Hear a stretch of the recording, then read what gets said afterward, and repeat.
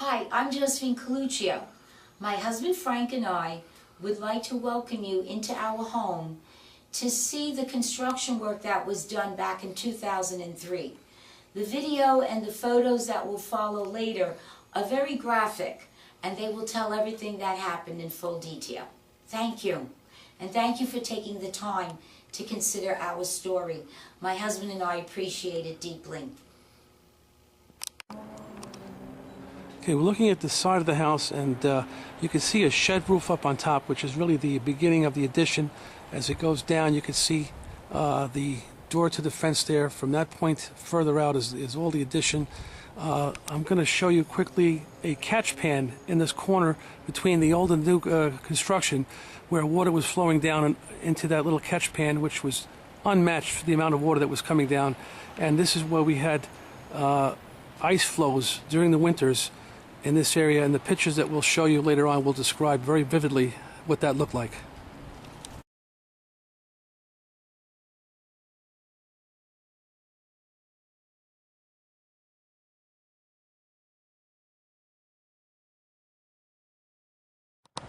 You are looking at the original air conditioning pipe that the contractor put in. It was installed improperly, and as a result of it, we had leakage in our living room ceiling. You are now looking at the top of the roof here, where 3 layers of tiles were installed instead of just 2.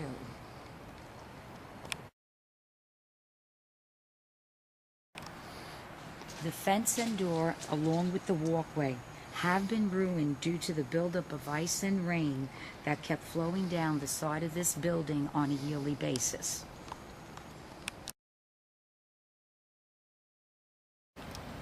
You are now looking at the air conditioning drain pipe. The existing concrete on the walkway was cut to make it look like the contractor drilled all the way down into the ground. He only went down a couple of inches.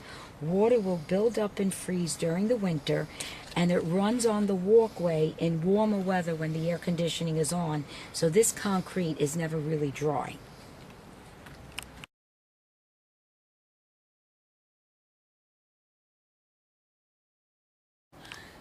The contractor installed this spigot in the walkway area where my children and their parents were supposed to walk in order to gain access to the back door. My husband wanted the spigot to be placed around the other side of the house, but he refused and did it his way. You are looking at the bottom foundation. Within 6 months of being poured, the concrete, which was poured on top of an already existing patio, started cracking all the way around. The concrete that was poured was about 15.5 inches below code. Now you're looking at the foyer. That foyer was built without footings. The steps that are there, he didn't even put our steps in for us. We had to pay someone to build the steps for us. You are looking at more cracking that has occurred in the concrete foundation. Remember that the concrete was poured on top of an already existing patio. And please note that we were supposed to have a crawl space in this whole addition, which we didn't get either. You're looking at one of the 2 test pits that we were asked by our attorney to have dug up in order to prove how far his foundation went. His foundation, according to the yardstick, was somewhere at around 15.5 or 15 7/8 inches, where it should have been between 30 and 36 inches.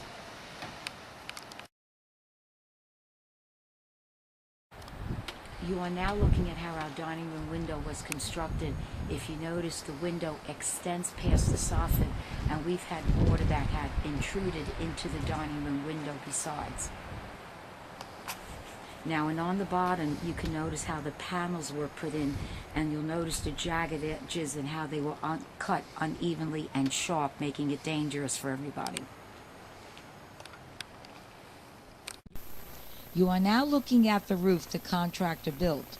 We had to replace another tarp this year in order to prevent further leakage into the dining and exercise rooms. The contractor never built the roof we wanted, nor did we receive the A gable in front of our home. Black tar exists over a large portion of the new roof, which the contractor poured to repair the leakage from that terrible storm in August. Band-aid repairs have been done as needed. 2x8 beams were notched improperly. The roof sagged half an inch, and a private contractor was hired to reinforce the attic beams.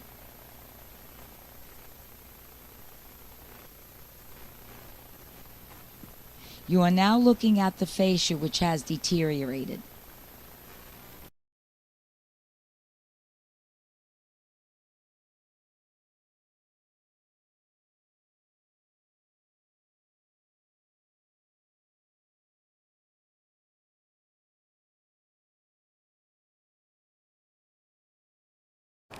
You are looking at the Florida room that existed on the other side of this back patio, which was rebuilt here by the contractor. The concrete that was poured about 6 inches with no footings, and it was also pitched. It was not built to be a regular floor, which is what we wanted with heating.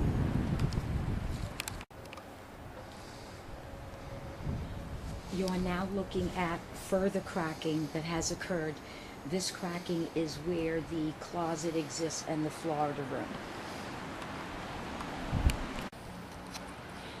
You are now looking at the side of our daughter's bedroom where an extension was built.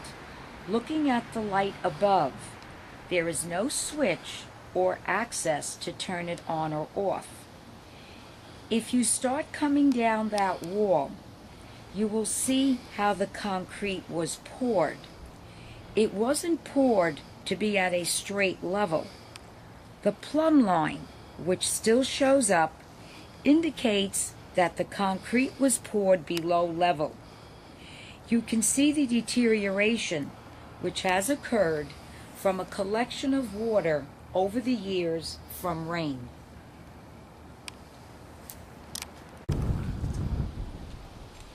We are now looking at the 3 outside walls to our daughter's bedroom.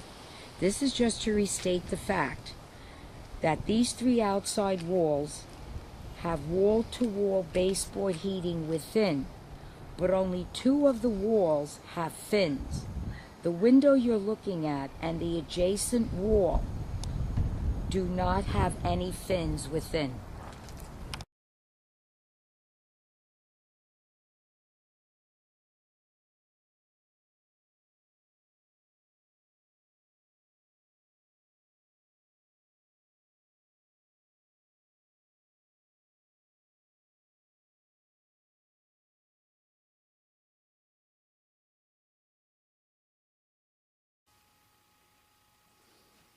This is our hallway bathroom.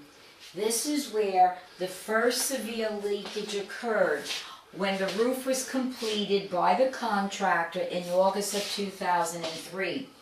There was a severe storm that night, and water flowed from the light fixtures onto the floor. And when I turned on the lights, I slipped onto the tiles as a result of it. Water also flowed through the light fixture in the master bedroom that night. We are in the master bedroom. This wall adjoins the master bath. You can see over the years that we've had some water leakage starting from this end of the ceiling and going down to the other end.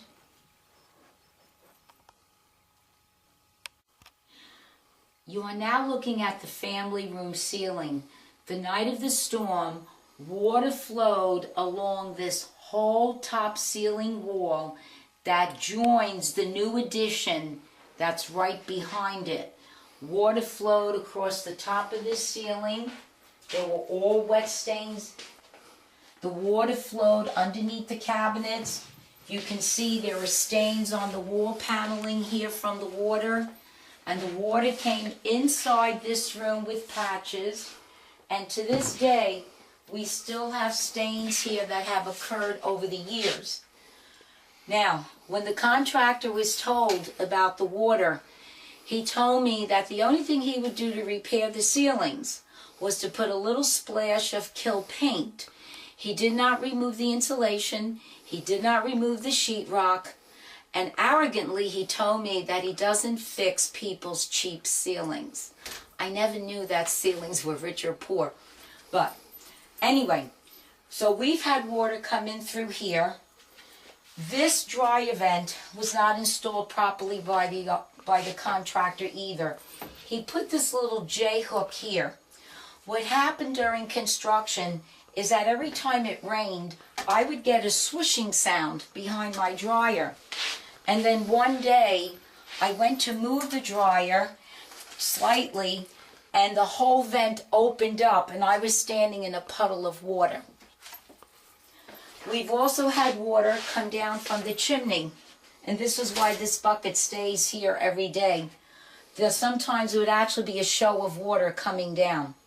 So there's been water here, and there's been water here, and my husband has fixed this on his own to try and repair it. The ceilings that were damaged, we had to call in a painter to come in and chip away wherever the damage was, put the kill paint, and repaint all the rooms for us. When the contractor went to install a window in this room for us, they found that there were gas pipelines under it. They had to reroute things, and what happened was the pipes were supposed to be inspected by the township. The wall was left open for 2 weeks. It was never inspected, and the contractor closed the wall.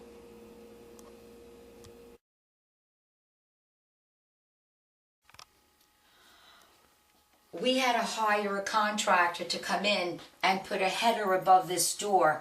The contractor did not put a header in to accommodate the door that I had ordered for here. This room we are in now is supposed to have been the schoolroom that was supposed to be built. The night of the storm, not only was there water all above the ceilings, but this whole addition which goes down, all of the wood was completely soaking wet.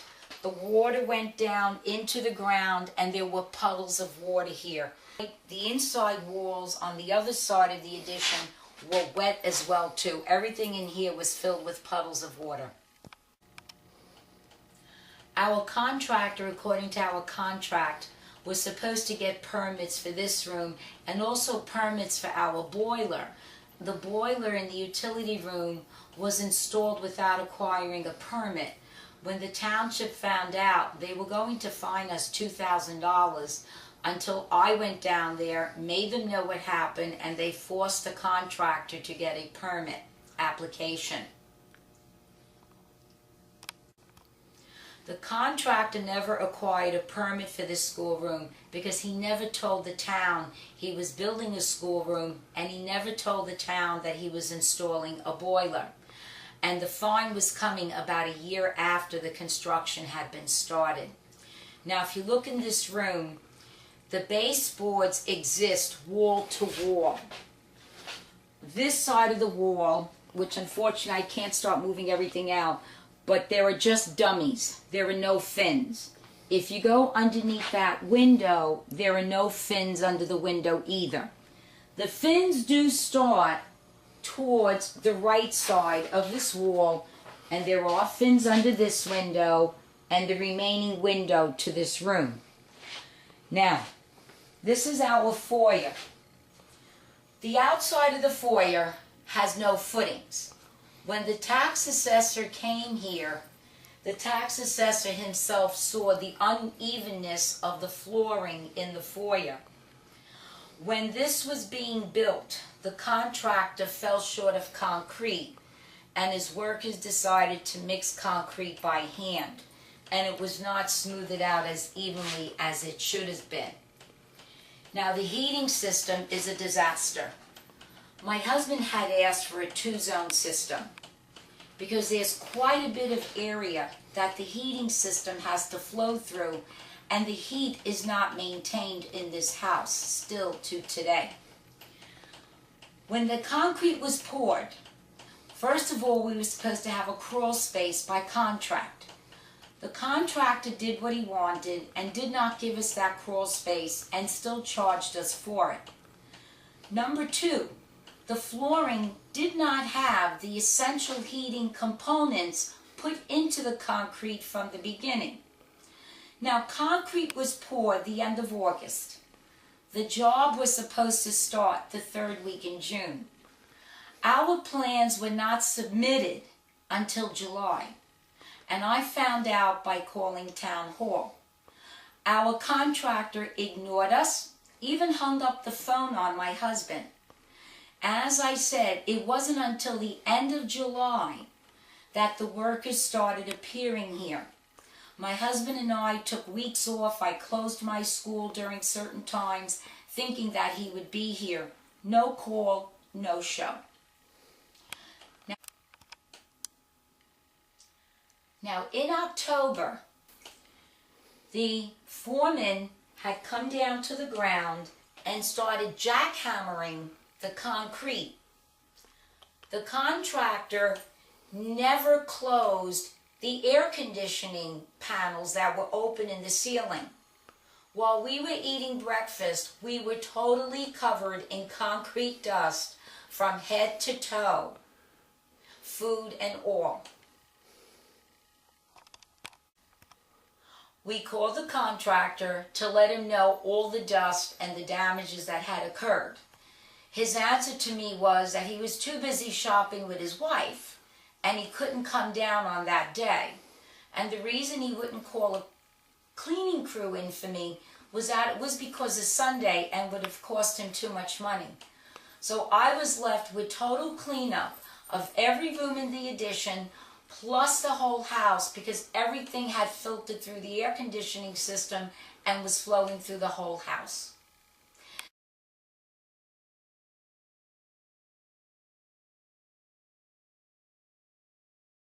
We are now looking at the entrance to the dining room, the second room in the addition. Because the heating system still wasn't put in October, the contractor had told his foreman, because we were getting extremely cold at night. My daughter was very cold in her room. You couldn't even stay in the kitchen. It was unbearable. He made his worker put these black panels over my kitchen doorway, my dining room doorway, and my daughter's bedroom. What happened was that night is, and I'll make it very short and sweet, is that we were exposed to cyanide poisoning vapors for about 45 minutes or so. And then we had to call the Dow Chemical Company, and my daughter and I were literally ripping the panels off the walls to get them out of the house fast enough.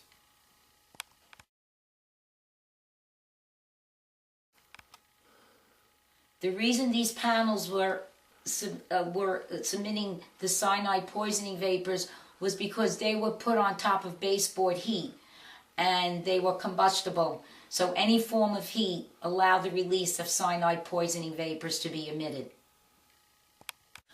We're still in the dining room where there has been quite a bit of water intrusion over the years. If you look at our light switch panel, and I don't know if it'll show up, you can see water stains that still exist from the plate.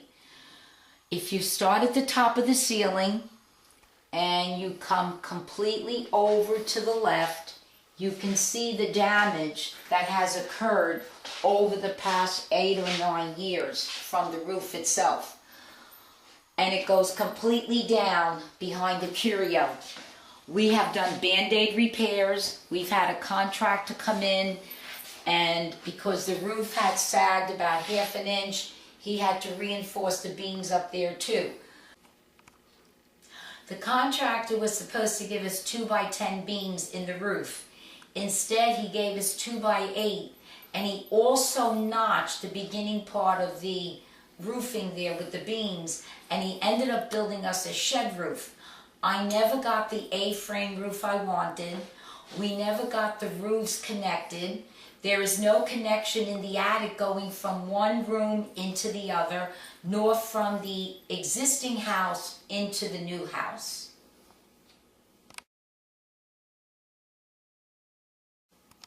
According to the Township and the judge's report, our roof and our foundation were both built illegally and against code.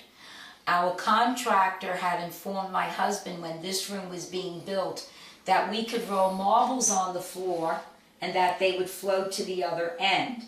When we've had leakage in this room, water has come from behind this curio all the way down to the other side of the floor. When the concrete was poured, the men did not smooth the floor appropriately. We were forced to call in flooring people who ended up flashing the floor for us at our own cost. There is a dip in front of the hutch, and the floors are a little wavy as you go around the table. When the heating system was installed, it was installed closer to the top of the surface. It did not go down that deep. And if you look here, you'll also see the pipes that are above ground and the green that has occurred, the lime for corrosion. And the reason the green has occurred is because they didn't put the felt covering around the pipes to stop the corrosion. We are now in the exercise room. This room has no heating elements whatsoever. In the wintertime, this room is icy cold.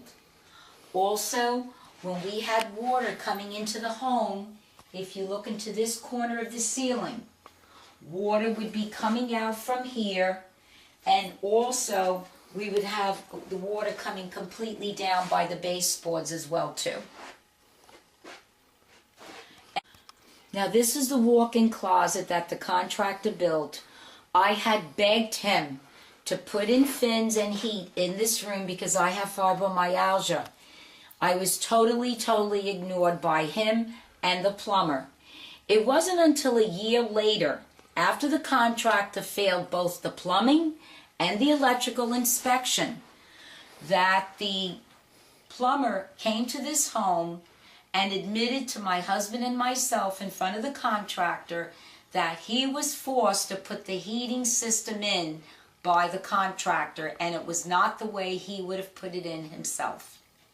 Now, the contractor never came back to repair the heating system, but somehow in town hall, the heating system now has a passing, but no one came in to repair it. We are still in the exercise room. This is where the plumber told us that none of us are allowed to sleep with any of our bedroom doors closed at night because the heat will not circulate. We are now in the Florida room, but this particular room was built without footings under it. Now, it was also pitched incorrectly. It was not pitched to be a regular floor length. Now, on this corner of the wall is a kickback heater. It has not worked properly since the day it was put in. Also, the heating system has not worked properly as well either. Now, if you notice in this room, there is a hot tub. When the contractor had the hot tub installed, he told us that it was put in properly and that we would have no problems. It is a therapeutic hot tub, and I wanted it for my husband and my daughter. Well, they had used it for a year, and then after that year, we had to have an inspection done, and this hot tub failed inspection for improper grounding. And the contractor who had bragged to us that it was safe to go into it was 100% negligent. My husband and I paid and called an electrician to come in to repair the hot tub so that it would meet inspection and pass. This is the bedroom extension. My husband had found out upon measuring that they were going to shorten us about 1 linear footage, and he had it corrected immediately. If you notice, the baseboards are totally wall to wall.